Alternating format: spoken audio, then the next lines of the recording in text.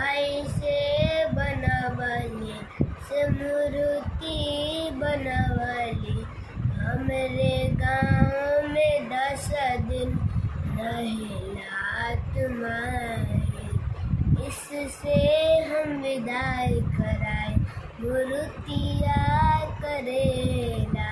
विदाई हम रौरा के पूजा कैले। छठिया आ गई दशमी के दिन।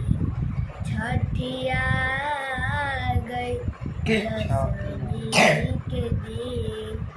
हम उपवास कैली तोर ले अखिया से लोर गिरे सवठा के। हम रौरा के इंतजार कैनी तब मन गिरे अखिया से लोर गिरे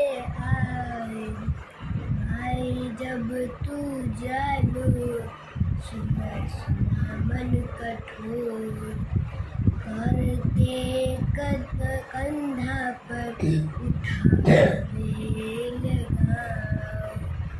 जब तू आवे